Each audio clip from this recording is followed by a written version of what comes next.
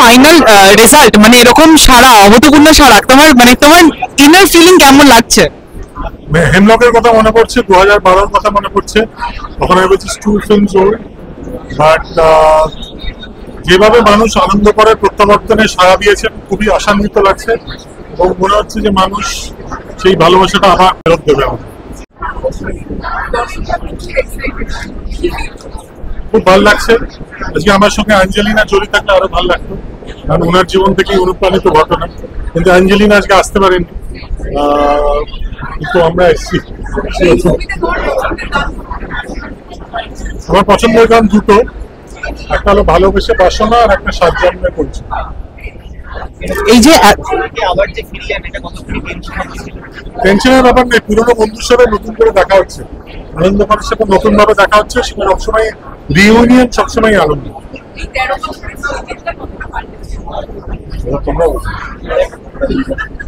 আর এই যে সেকেন্ড পার্টটা তোমার, এই যে কোভিড গেল, কোভিডে অনেকে দেখেছি অনেকে ভীষণ নিজেকে শেষ করে দেওয়ার একটা প্রবণতা, এরকম কোভিডে লকডাউনে গেছে, এরকম একটা ডিপ্রেসিং টাইম গেছে, তারপর থেকে কি এসছে স্বাস্থ্যের উপর ডায়ালগ সেই সময় হেমলক শুরু করেছিল, সেই কাজটা আবার কিলবিল করলো, এবং যদিও সেটা নিয়ে বেশি হেমলকের ডিল করা হয়েছে, কিলবিল প্রধানত প্রেমের গল্প, প্রেমের ছবি, কিন্তু হেমলকের উল্লেখ আছে, হেমলকের মিশন স্টেটমেন্টের উল্লেখ আছে।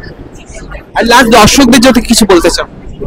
সেই এক ভালোবাসা আমরা চাই, সেটা পেলে পরিশ্রম সার্থক। মৃত্যুকে আর কেই বা এনজয় করে বলো, তবে মৃত্যুকে এনজয় করার একটা প্রস্তাবনার মধ্যে দিয়ে আরো দেখা যাক জীবনকে আরো বেশি করে এনজয় করতে আমরা শিখতে পারি কিনা, সেই আশাতেই আসা। এত বছর বাদে এরকম চরিত্রকে রিলিভ করা, মানে এটা কি খুব একটা নস্টালজিয়া, মানে তোমাকে মানে বহন করতে হচ্ছে? দেখো, আমার 2 দশকেরও বেশি সময় হয়ে গেল ইন্ডাস্ট্রিতে, অভিনেতা হিসেবে, পরিচালক হিসেবে। তার মধ্যে একটা কথা বলতে পারি, যে কটা চরিত্র আমি করেছি গত 20 বছরেরও বেশি সময়ের মধ্যে, প্রায় 25 বছর সময়, তার মধ্যে আনন্দকর একটা এমন চরিত্র যেটা আমার এবং দর্শকদের দুতরফেরই মনের ভিতরে বসে আছে। তার মধ্যে আমার করা সেরা 5-6টা চরিত্রের মধ্যে নিঃসন্দেহে একটি। তো সেই কারণে নস্টালজিয়া তো আছেই, এবং ইচ্ছে আছে এবং আশা আছে যে মৃত্যুঞ্জয় করের মধ্যে দিয়ে আনন্দকর আরো বেশি করে মানুষের মনের মধ্যে পাকাপাকি ভাবে আরো জায়গা করে। আমি গল্পটা নিয়ে বা ছবিটা নিয়ে কিছু ইচ্ছে করে জানতে চাইনি, কারণ এসে বাকি সবার মতোই পুরোটা উপভোগ করতে চেয়েছি। যখন ফার্স্ট শুনেছিলাম যে সিনেমাটা হচ্ছে, তখনই খুব এক্সাইটেড ছিলাম, এবং যখন সুচিত্রা ফোন করে বললো যে সুনয়নার চরিত্রটা করতে হবে, খুবই খুশি হয়েছিলাম। এটা একটা স্পেশাল অ্যাপিয়ারেন্স, বাট ডেফিনেটলি সুচিত্রার সঙ্গে আমার ফার্স্ট কাজ, তো কাজটা করেও খুব ভালো লেগেছে, এবং চরিত্রটাও খুব ভালো লেগেছিল। তো ডেফিনেটলি আমি খুব এক্সাইটেড। আর হেমলক সোসাইটির ওই নস্টালজিয়াটাকে আবার একটু সুটসুটি দিয়ে জাগালো, এবং আমি ডেফিনেটলি মানুষের খুব ভালো লাগবে, কারণ গল্পটা যখন ফার্স্ট শুনেছিলাম খুব খুব ভালো লেগেছিল। তো আশা করি আপনাদের দর্শকদের সবার তোমার চরিত্রটা নিয়ে কিছু বলো।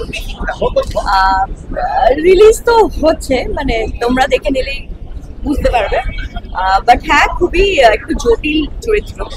তো এবং সুচিত্রা যখন অলওয়েজ মানে বলেছিলেন আমাকে যে সুনয়না তুই হতে পারবি, তো সেটা আমার কাছে একটা খুব বড় ব্যাপার।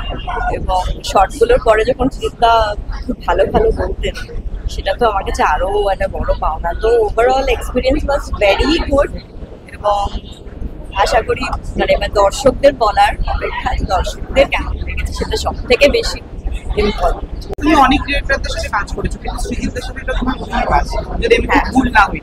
তো সৃজিতাকে অ্যাজ আ ডিরেক্টর কিভাবে এক্সপ্লোর করলে, মানে কিরকম মনে হলো? Is a very talented person, very very talented person, এত ভালো ভালো। এবং আমার তো মনে হয় যে বাংলা ইন্ডাস্ট্রিকে, মানে বাংলা ফিল্ম ইন্ডাস্ট্রির যে একটা পরিবর্তন, সেটা তো সৃজিতার হাত ধরেই হয়েছে। এবং অনেক বছর ধরে সৃজিতার সিনেমা দেখে এসেছি, ইচ্ছে তো ছিলই কাজ করার একসঙ্গে। তো ডেফিনেটলি মানে অ্যাজ আ ডিরেক্টর তো আমার কিছু বলার অপেক্ষায় থাকে না। আর এত এত ভালো করে বুঝিয়ে দেয় একজন অ্যাক্টরকে যে তিনি কি চাইছেন এই চরিত্রটা থেকে, সেটা অ্যাজ অ্যান অ্যাক্টর আমার খুব সুবিধা হয়েছে এবং খুব ভালো লেগেছে। এটা কি মনে হচ্ছে যে তুমি এত চরিত্র এত বছর ধরে কাজ করেছো, এত চরিত্র কাজ করেছো, বাট সৃজিত মুখার্জির সাথে প্রথম তোমার কাজ, সৃজিত মুখার্জি তোমার ভিতরে যে অভিনেতা মানে শক্তি আছে, যে অভিনেতাটা তাকে বার করে আনতে পেরেছে? মানে অসম্ভব জানে, পড়াশোনাটা অনেক ফার্স্ট, তো অনেক পড়াশুনো আছে। তো আমি তো দীর্ঘদিন অনেক পরিচালকের সঙ্গে কাজ করেছি, কিন্তু বিগত 15 বছর ধরে তো একটা বাংলা ছবিকে অন্য ধারা বা বলতে গেলে দর্শকের পছন্দকে শাসন করছে সিনেমাটা, সেদিক দিয়ে তো আমার একটা বিরাট গর্ব।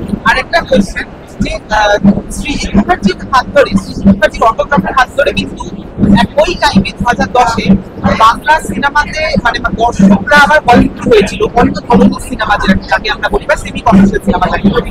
তো তোমার মনে হয় যে সৃজিত মুখার্জি আধুনিক বাংলা সিনেমার রেনেসা এনেছিল? হ্যাঁ, ডেফিনেট। মানে অটোগ্রাফ একটা অন্য ধরনের সিনেমা, এবং আমরা তো ধরো দীর্ঘদিন ধরে কমার্শিয়াল ছবি করে আছি, অন্য ধারার যেসব ডিরেক্টর ছিলেন, তারপরে একটা শহর কেন্দ্রিক যে ছবির যে একটা শুরু হলো, সৃজিত মুখার্জি 22 শ্রাবণ চতুষ্ক, ডেফিনেট। ওখানে নেই পৌরবীর ফিল্মের পর এবার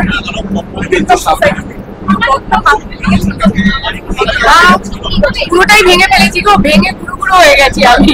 আজকে তার প্রমাণ পাবে হয়তো ছবিটা দেখার পর। আলাদা করে কিছু আজকে বলতে চাই না, অনেক বলেছি এতদিন ধরে সব ইন্টারভিউতে।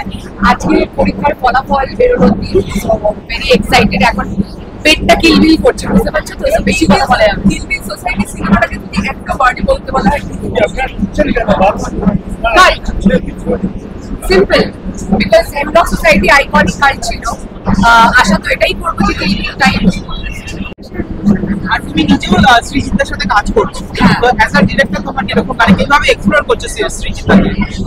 আজকে দেখি, তারপরে এরপর বলো না ভীষণ টেনশন দিচ্ছ।